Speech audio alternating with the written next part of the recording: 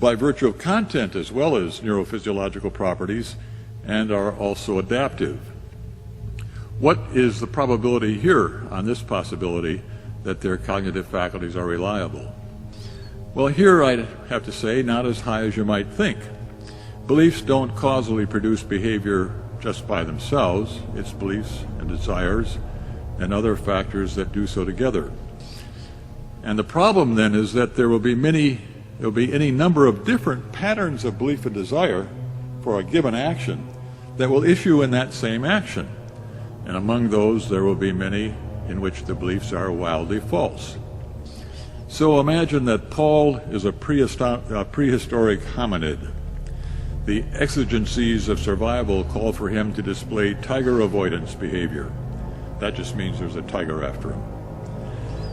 There will be many behaviors that are appropriate, fleeing, for example, one way to get away from a tiger, climbing a steep rock face, assuming that tigers aren't that great at rock climbing, crawling into a hole too small to admit the tiger, this is a large tiger, or leaping into a handy lake. Now, when I wrote this, I was under the impression that tigers, like house cats, don't like water and wouldn't, run it, leap into a lake after you, but in fact that turns out to be false. So by failing to believe that tigers can swim because of faulty inductive reasoning about tigers being like cats, and then changing his belief when told otherwise, Plantinga has inadvertently revealed what was wrong with his entire position, and he has never, after more than a decade, realized this, even though it has been pointed out to him several times. It is because beliefs can change that they cannot be the random combination of beliefs and desires Plantinga proposes. Naturalistic evolution did not give us random beliefs and desires. Naturalistic evolution gave us instincts and desires first, and then it gave us a flexible belief-forming engine, and it has only put naturalistic limits on what we can know and how we can know, and these are the inner limits.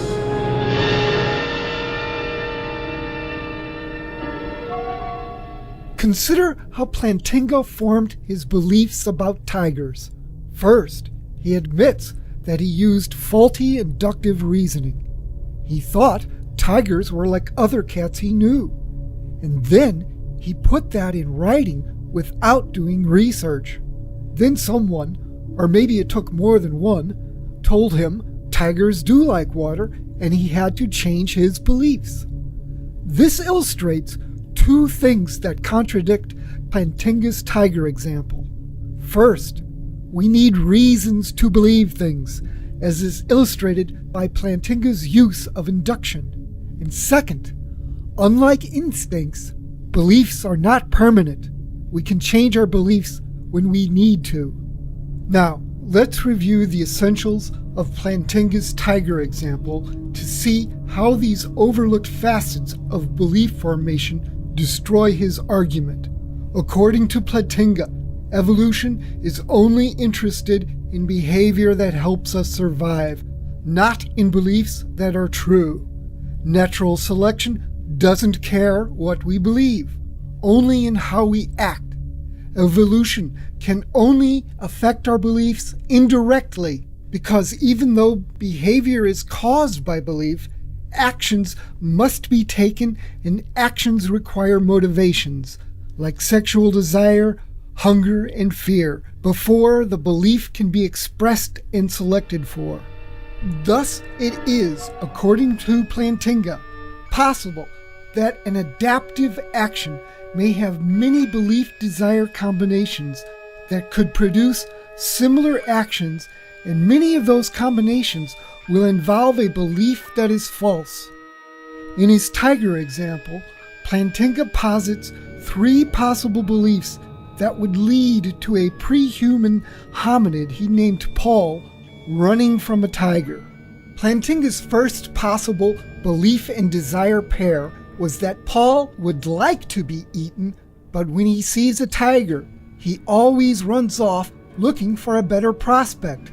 This is because he thinks it is unlikely that the tiger will eat him. His second possible belief and desire pair was that Paul thinks the tiger is a large, friendly, cuddly pussycat, and he wants to pet it. But he also believes the best way to pet it is to run away from it. The third possibility is implicit. Paul believes the tiger will harm him, and he runs. One flaw in Plantinga's first example comes from the fact that Paul can, as long as he is alive, learn and change his beliefs, just as Plantinga changed his own belief about tigers and water. Thus, eventually, Paul should learn from watching tigers when they eat hominids and how to get eaten, or else Paul is unable to learn from experience. If Plantinga wants to argue that our beliefs have a high probability of error, then he has to give examples that are acquired in a way that we humans actually acquire our beliefs, by experience, reason, and instruction. And these beliefs must be as changeable as Plantinga's beliefs. So there is a problem in explaining how Paul's false belief could naturally arise in the first place. It seems Paul's belief about when a tiger will eat him would probably contradict his experiences of seeing when and where other hominids got eaten. If Paul wants to be eaten, but runs when he sees a tiger looking for a better prospect, then how does Paul judge the prospects? How does Paul's belief and desire affect his other behaviors? Does he have no fear of stepping over sleeping tigers if they happen to be in his path? If Paul doesn't think a tiger will eat him, why not just walk away rather than run away? Whatever causes Paul's avoidance behavior, Plantinga does not explain it as an inference from other beliefs or explain how it could be acquired through experience or reason or in terms of learning and cognition. If Paul cannot do a simple thing like learn how to get eaten by a tiger, then Paul's belief is inflexible and not subject to reason and evidence. Plantinga can give no epistemological justification for Paul's belief, and in this light, Paul's unlearned, automatic, intuitive, and instinctual belief about when tigers will eat can only be what Plantinga, in his reformed epistemology, would call a properly basic belief. As such, Plantinga has only managed to criticize his own epistemology and not the epistemology that lies behind naturalism. Naturalism has a lot of epistemological justification. It is an inference made from observing the success of methodological naturalism in science. It has Occam's razor on its side. Naturalism has more predictive power than supernaturalism. In fact, supernaturalism has no predictive power I know of. In Plantinga's second example, Paul wanting to cuddle and pet the tiger, it has the same flaws as his first example, but it also introduces a new problem because there are a lot of people who do like the idea of cuddling up to a tiger, and a few of them even manage to cuddle up to tigers and live to tell about it and even make YouTube videos about it. So what would stop our prehistoric Paul from learning this also? It demonstrates how Plantinga underestimates the complexity of both human belief and knowledge as well as of human desire. We can love and fear something at the same time, and our knowledge is a linked network of beliefs that are logically interconnected to one another. It is not a case of one belief and one desire for each and every different situation. It's a case of having a few beliefs and a few desires combined with an imagination, being able to cover thousands of different situations. And not just different situations, but entirely novel situations. Natural selection did this because our pre-human ancestors evolved in a time of rapid climate change, and novel situations were becoming common. Our ancestors needed a way to adapt fast. What emerged from that selection was a brain capable of reasoning deductively and inductively, of thinking abstractly, using analogies, and of synthesizing new information and applying it to new domains. A brain with the capacity for long-range planning and for repressing instinctive actions in favor of more rational ones. All these abilities may have come into play when our ancestors actually dealt with predators like tigers. And this brings me to another flaw in Plantinga's examples, and that's the assumption that running from a tiger is a good idea. It's not. Consider these facts. The best Olympic runner I know of, Usain Bolt, has an average speed of about 23 miles per hour. An average tiger can run about 35 miles per hour. And some say the best, an Olympic-level tiger, might average 50 miles per hour. In most circumstances, trying to outrun a tiger will be a stupid idea. Why not outthink the tiger and stand your ground and use a weapon instead? Even a crudely crafted hand axe would shift some bad odds a bit in your favor. The hard stone surface will damage the tiger's flesh more than your flesh-covered fist, and the handle will extend your reach so you don't have to get as close to the tiger. But our ancestors came up with a better weapon than that for a tiger encounter: the spear. That weapon didn't just shift the odds, it turned them around. Consider an African tribe called the Maasai. In Maasai culture, young teenage boys were sent out alone to kill a lion as a rite of passage before they could become adults, and their only weapon was a spear. More often than not, it was the lion who lost. Now think about what kind of mentality it takes to be able to use that spear. You must be able to anticipate future events and then solve problems before they occur. A specific example: you need to invent and then make a spear before you can use it. And if you're going to use it effectively, you'll need to practice. And when you train, you'll be planning for a future psychological state, because your fear instinct will be saying run, but your reason will be saying stand there and fight. And you keep learning as you go. If the first spear you make is not made with a hard enough wood because softer wood was easier to shape, but then you break your spear when you stab it into the ground while testing it, then you learn something new. That harder woods make better spears, and thus your knowledge evolves as you engage with the material world. This ability to continually learn and gradually figure out the world by interacting with it implies a more sophisticated level of cognition than Plantinga can account for with his absurd scenarios.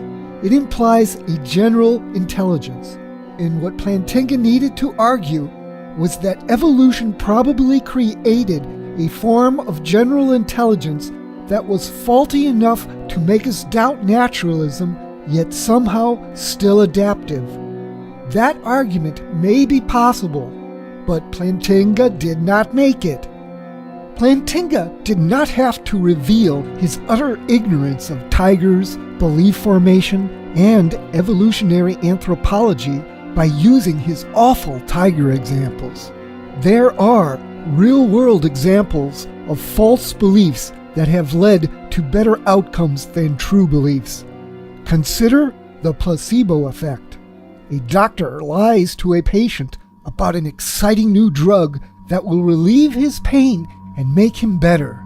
But in reality, the drug is a sugar pill. The patient's belief alone eases his pain and helps his body heal itself. It's not just a case of altered perception. The placebo effect has real, measurable, physical effects. I've linked some videos on the placebo effect in the underbar if you doubt this. Of course, Plantinga can't use real-world examples of false beliefs because he needs at least his own beliefs to appear reliable. After all, what kind of evil and deceptive God would set us up to have false beliefs? Thus, Plantinga can only use examples that never actually evolved but yet seem probable to him in order to demonstrate the possibility of false beliefs evolving in his fantasy world where tigers can't run as fast as people do. But if we don't look at the actual character of the beneficial false beliefs that actually exist, we cut ourselves off from important clues and will probably fail to understand how false beliefs can evolve. Any real-world examples of truth tracking not being essential to adaptiveness are a strike against Plantinga's argument because he thinks God necessarily makes his beliefs reliable. Thus, Plantinga sets himself up for a failure to understand the real nature of false beliefs through both ignorance of the necessary knowledge and through very selective attention to the available evidence that he does understand. Unfortunately for Plantinga and his probability argument, what looks probable to someone who is utterly ignorant of how and when primitive pre-humans might have first survived tiger attacks, if they did, and of paleontology, and even of how he has formed his own beliefs, is different than what looks probable to someone who understands a bit more about those things. Plantinga doesn't even seem to understand that beliefs are not primitive instincts. Beliefs were part of a new way to escape from getting stuck with hardwired instincts and becoming more adaptable quicker than by slow evolution alone. The question we need to ask is not just about whether one's behaviors and conclusions are sound, but if the very methods we use, be they math, logic, inference, deduction, abstraction, etc., to come up with those conclusions are sufficiently trustworthy. There was no method at all to the way Plantinga's example Hamids arrived at their beliefs, but there was a method to the way Plantinga formed his own beliefs, and that method works something like the method a magical thinker might use if he was diagnosed by a professionally trained Western doctor and he had cancer. Given only a few months to live, unless he gets expensive and painful treatment, the man seeks other opinions and then chooses to believe a witch doctor just because the witch doctor says there's nothing wrong with him and his symptoms will just go away.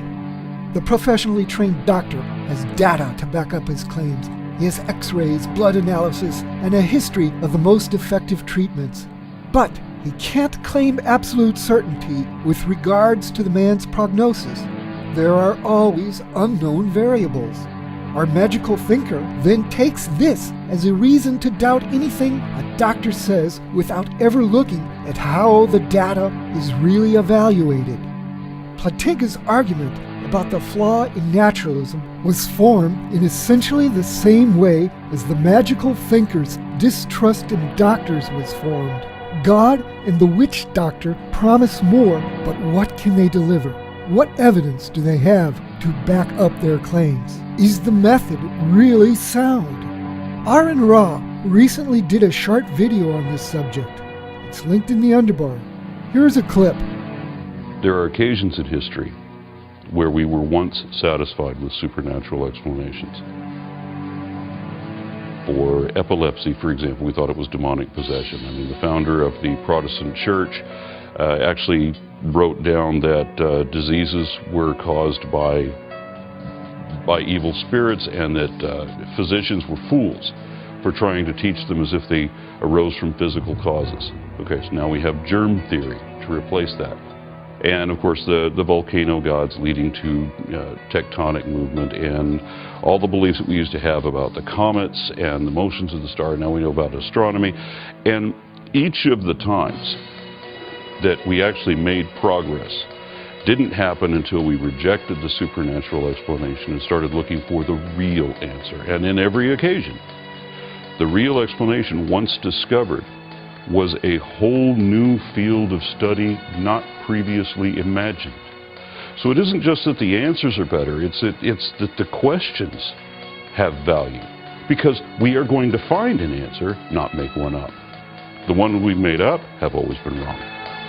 I bet most of the atheists on YouTube would agree with AronRa. The theists just make this shit up. But the theists are probably thinking, No, we are not making it up.